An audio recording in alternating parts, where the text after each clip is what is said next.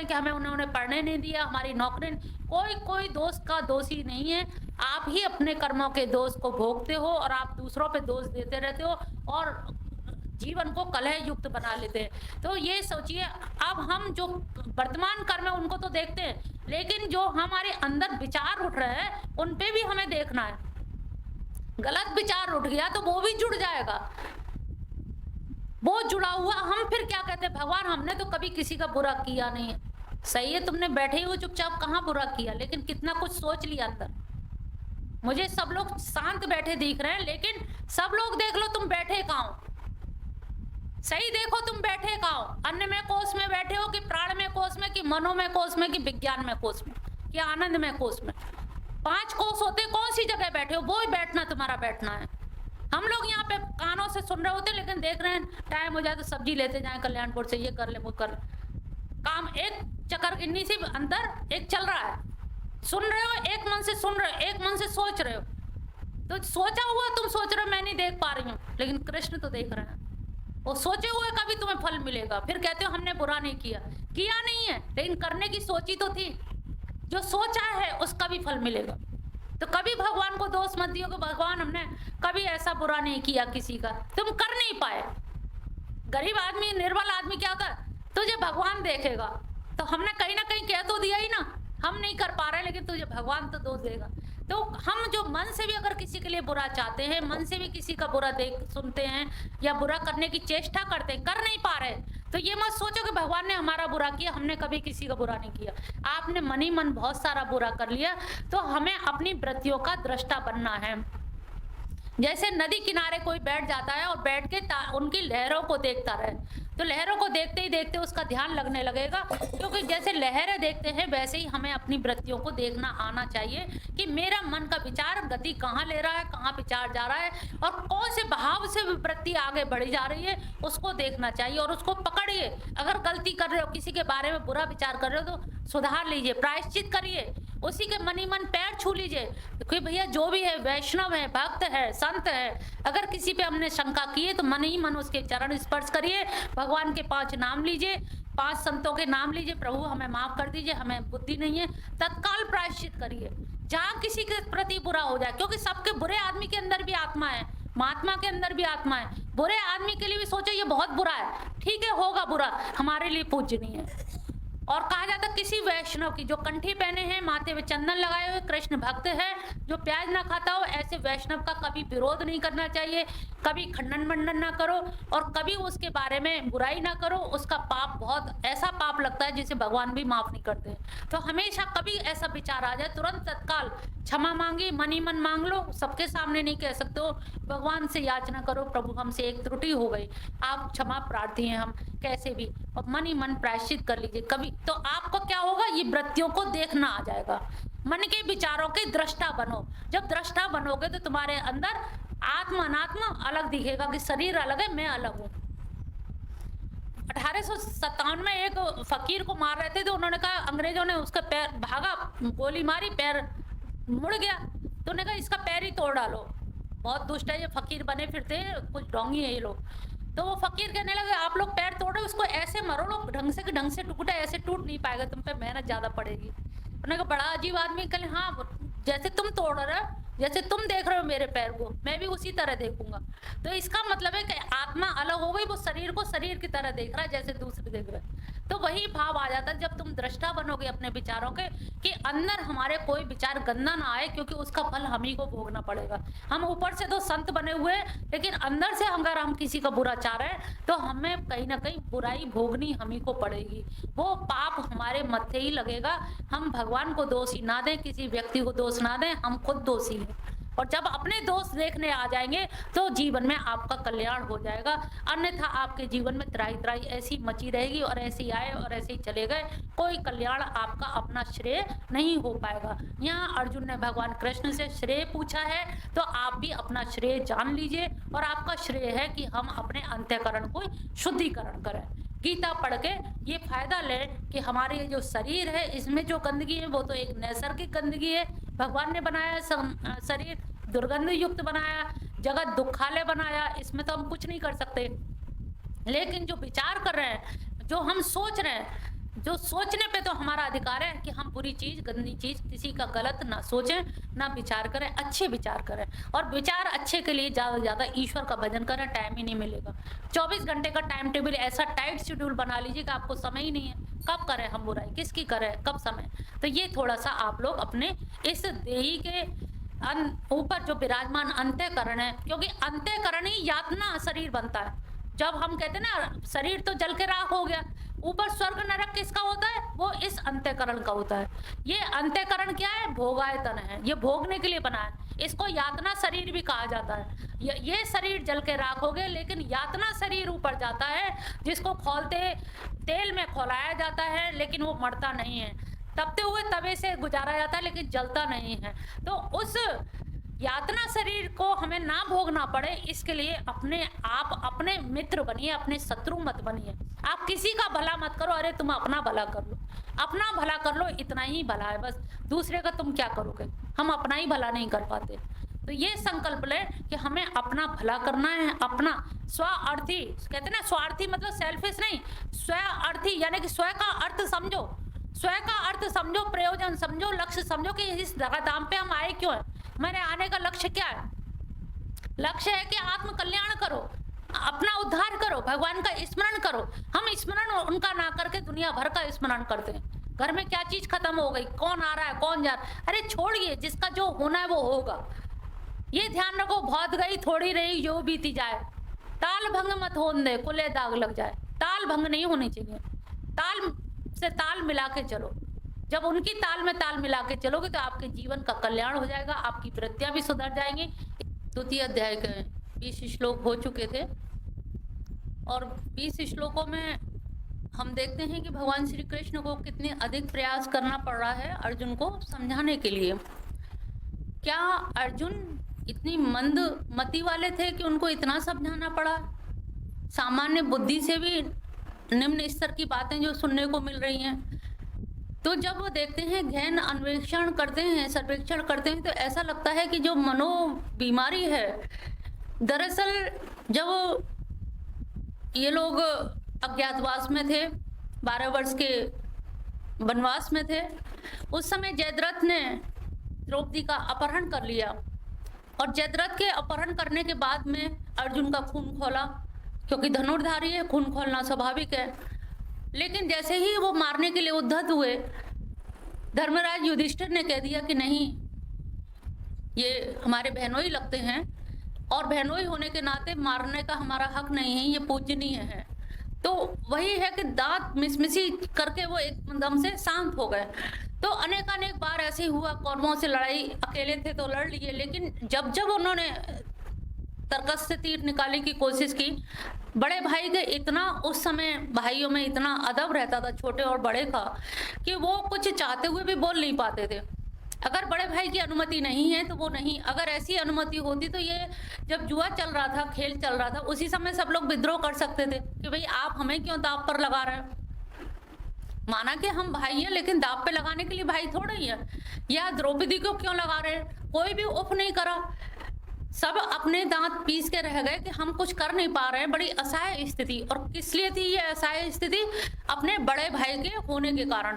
बड़े भाई जब असहाय स्थिति में देखा कि उनकी बिना आज्ञा के हम नहीं मतलब कुछ कर सकते, तो एक ऐसा होता ना, मतलब किसी चीज में दबाव, इतना ज्यादा दबाव उन्हें अनुभव होने लगा कि जैसे लगा कि बोलने की या विद्रोह करने की क्षमता ही समाप्त हो गई।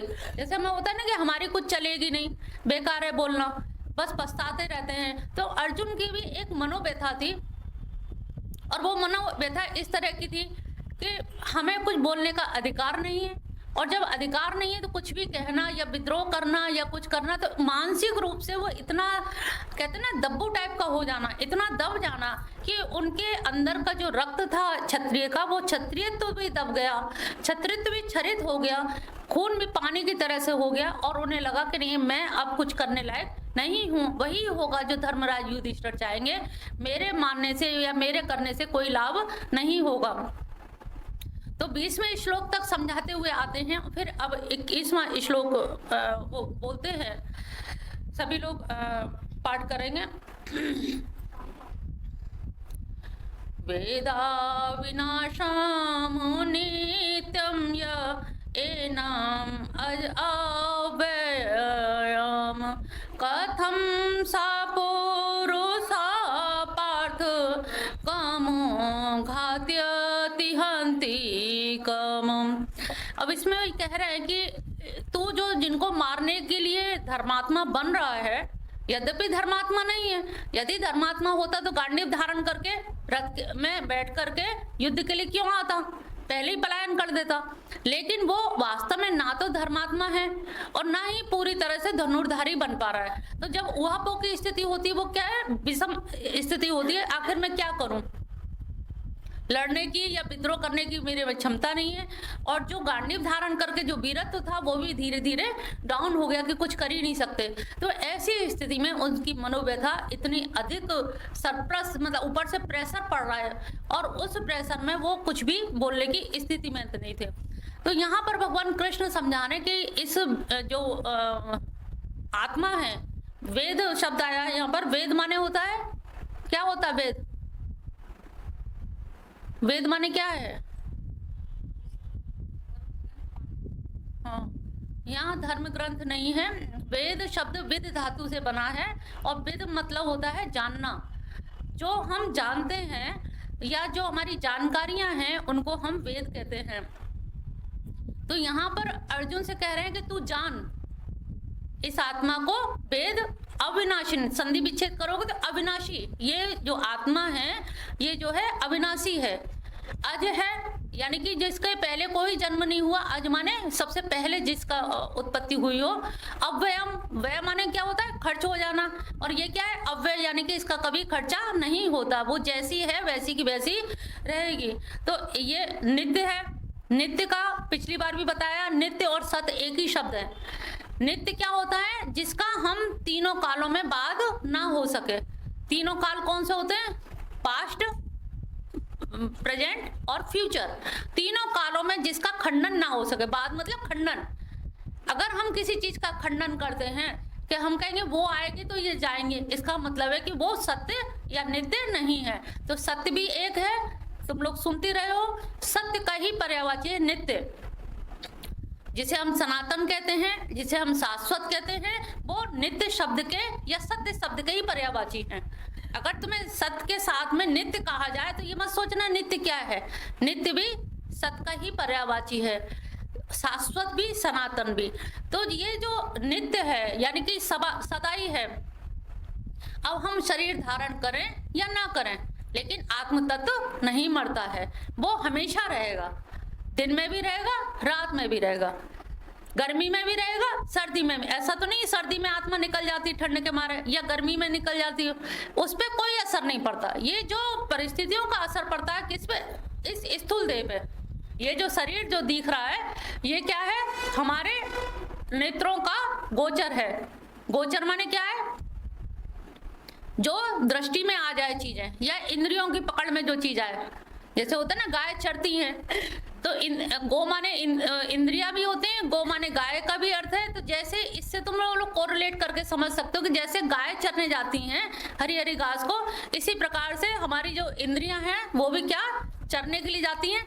जैसे घोड़ा है, पहले तुम लोगों को उदाहरण द्वारा समझाया था, घोड़ा है, टांगा जा रहा है, और घोड़े के क्या है, दोनों तरफ बांध दिया जाता है।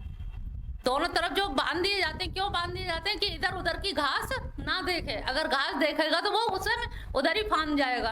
तो घास की तरफ इसका मन ना जाए, इसलिए उसको सीध में जाए, एक साथ जाए, एक सामने, एक ही तरफ देखे, ना दाएं देखे ना बाएं देखे, एक समय जगह पे ही देखे। इसी के लिए उसे नित्यम अज अव्ययम कहा गया है, और ये इंद्रियों के द्वारा गोचर नहीं है, इसलिए इसको क्या कहेंगे, अगोचर, अगोचर। आ यहाँ पे क्या है, हमेशा देखना आ शब्द नेगेटिव है, निषेधात्मक है। जहां आ लगेगा तो वहां पर निषेधात्मक होगा, कि यानी कि जो हमारी इंद्रियों की पकड़ में नहीं आता। इंद्रियां 5 ज्ञानेंद्रिय बताई थी, 5 कर्मेंद्रिय और 1 मन।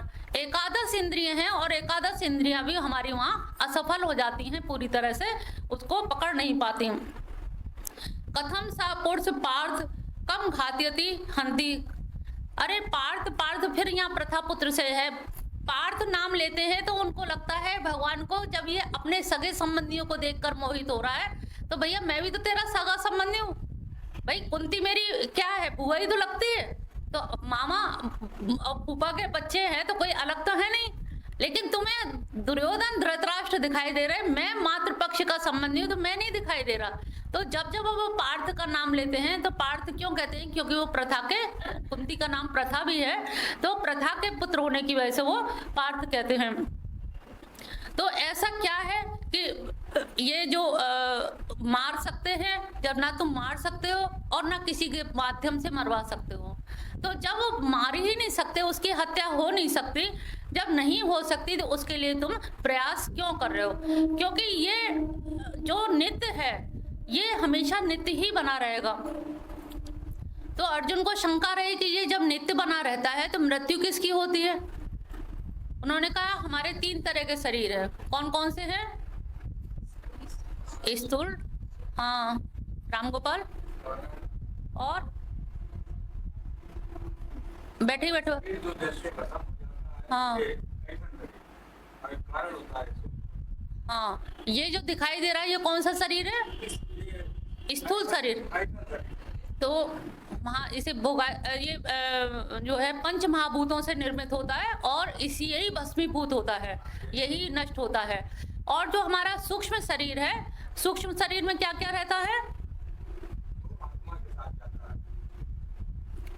सूक्ष्म शरीर में हमारी 11 इंद्रियां और 5 तन्मात्राएं, और जो भी हमने कर्म किए संस्कार रूप में कारण शरीर में रहते हैं, और कारण शरीर से ही हमारा प्रारब्ध भी बनता है, जो हमारे संचित कर्म हैं।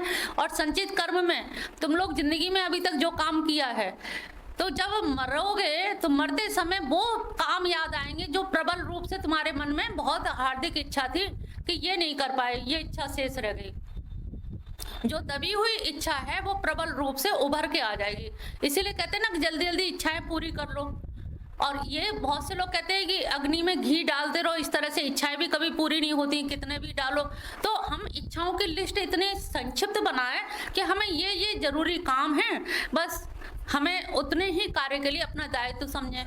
कुछ लोग क्या है, बेटा का बहू का बच्चा भी हमें पालना है, बेटा पाला अब बहू का बच्चा भी, बेटी पाली अब उसका बच्चा भी पाले, तो ऐसे क्रम का तो कोई अंत नहीं है। कहीं तुम्हें बैरिकेडिंग, स्टॉपेज, फुल स्टॉप लगाना पड़ेगा, इसके बाद हम नहीं करेंगे। ये हमारा दायित्व है, जितना हमारा दायित्व है उतना ही संभालो। दायित्व से ज्यादा करोगे तो फिर अंत तक कहीं कोई तुम्हें मुक्ति मिलने वाली नहीं है। और कब तक नहीं मुक्ति मिलेगी? पुनरपि जन्म पुनरपि मरणम पुनरपि जननी जठरे शयनम। बार बार जननी के जठर में यानी कि गर्भावस्था में आना पड़ेगा। और गर्भावस्था किसकी होगी? कुकर सुकर की भी हो सकती, पहले भी बताई। गर्भावस्था जरूरी नहीं है किसी नारी की हो, कुतिया सुगरिया कोई भी हो सकते कुकर सुकर योनि में। अब हमने पता नहीं अच्छे कर्म नहीं किए, या अंतिम क्षण में हमें कोई ऐसा गलत काम याद आ गया जिससे हमारी अंतमति सगति, जहां पर अंतिम मति होती है, ये बहुत ध्यान रखना। देखो जीने के लिए तो हम तैयारी करते हैं, लेकिन मौत की तैयारी ज्यादा अच्छी करनी चाहिए।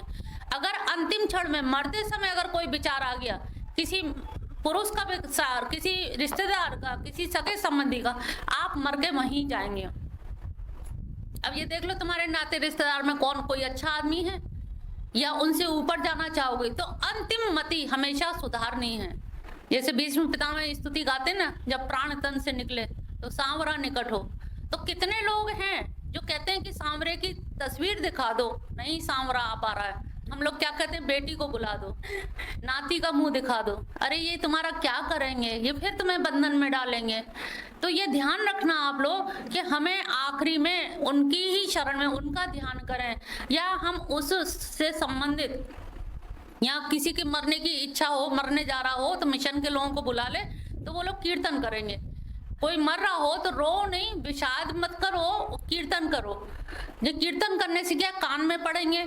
अगर कान भी, अगर इंद्रियां भी दगा दे गई हैं, बोल बंद हो गया, कान से सुनाई नहीं दे रहा, आंखों से दिख नहीं रहा, लेकिन थोड़ा बहुत जब कीर्तन का जो औरा बन जाता है तो कहते हैं कि 5-5 फुट तक यमदूत नहीं आते हैं। कम से कम उसकी दुर्गति नहीं होगी, ऐसा विचार करके हम सब सत्संगियों को एक दूसरे को सहयोग करना चाहिए कि अगर हम अस्पताल देखने जाएं तो उनसे कृष्ण की चर्चा करें। जब याद करेंगे कि वो आई थी तो उन्होंने ऐसा ऐसा कहा, तो जब जो जाए घर गृहस्थी की परिवार की बात ना करके उनसे कृष्ण की चर्चा करें, वही उनके चित्त में अडिग रह जाएगी। कहते हैं ना कि आदमी कैसे भी बैठा है, लेकिन जब फोटो खिंचाते समय जिस पोज में होता है वही पोज आ जाता है। तो ऐसे ही मरते समय जो तुम याद करोगे उसी में तुम्हारी गति होगी।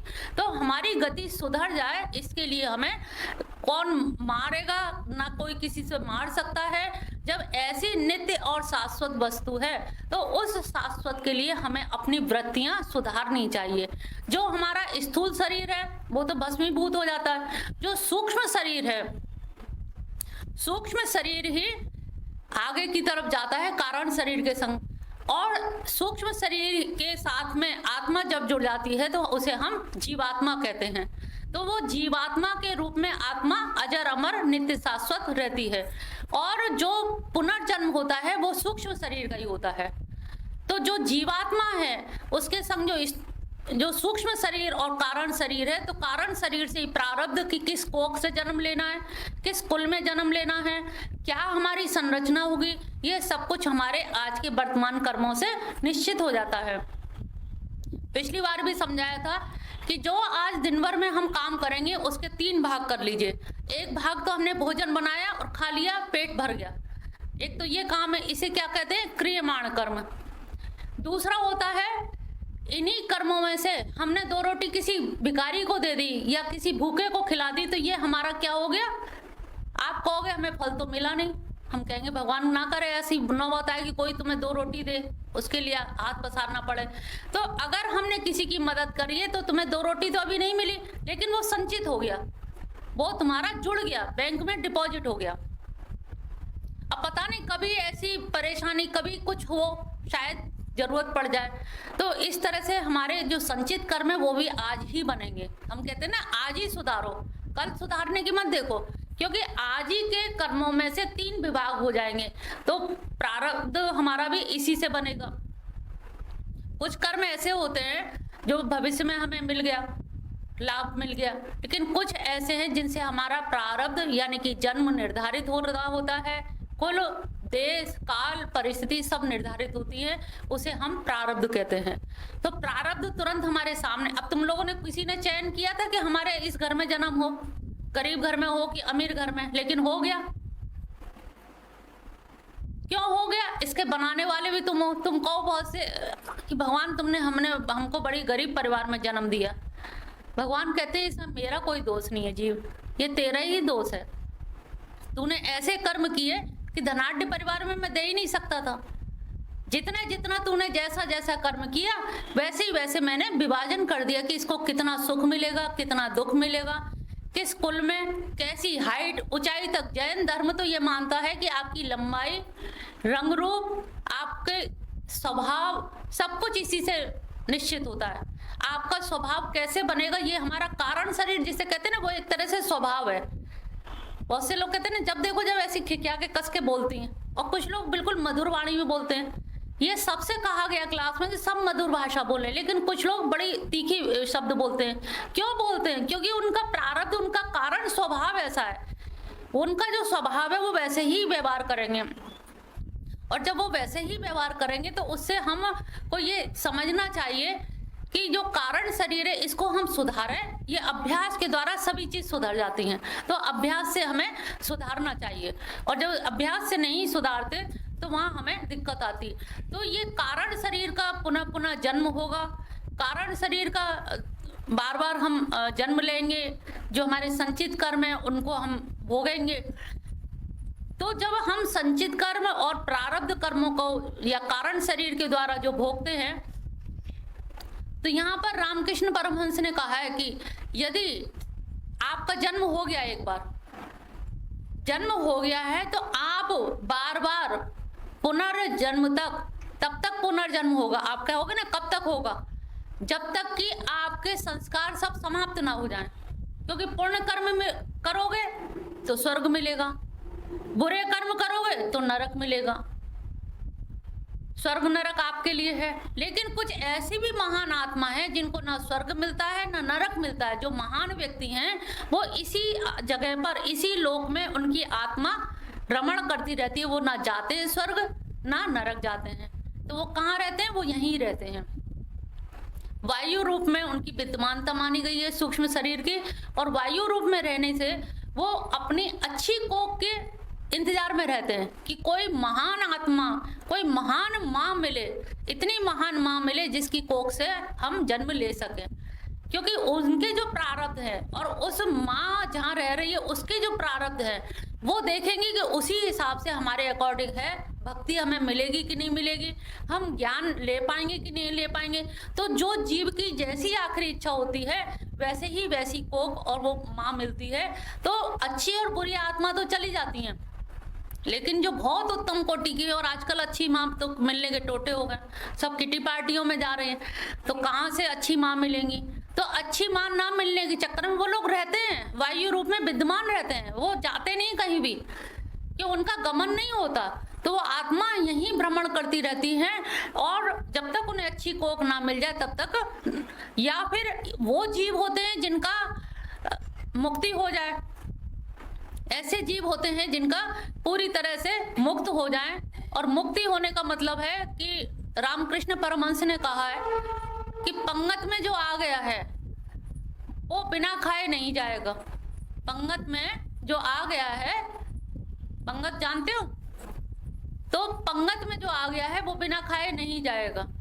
तो जब बिना खाए नहीं जाएगा तो उसमें आपको दाएं बाएं कोई नहीं देखेगा, एकाग्रचित होकर के सुनोगे। एक सेंटेंस भी माइनस हुआ, पहला सुन के तीसरा जोड़ लोगी तो गलत ज्ञान प्राप्त हो जाएगा।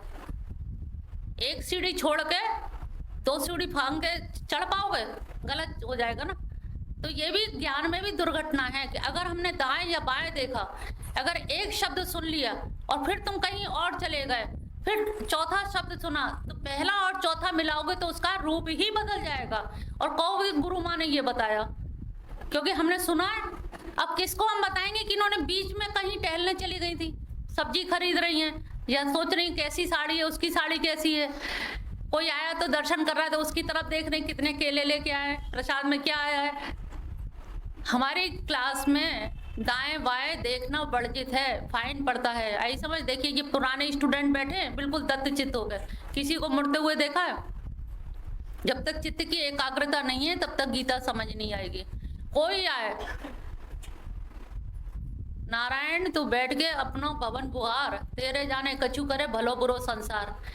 कोई आए कोई जाए, तेरे जाने कछु भी हो, कोई कितना ला रहा है, कोई कितना है, सब तुम्ही को मिलेगा।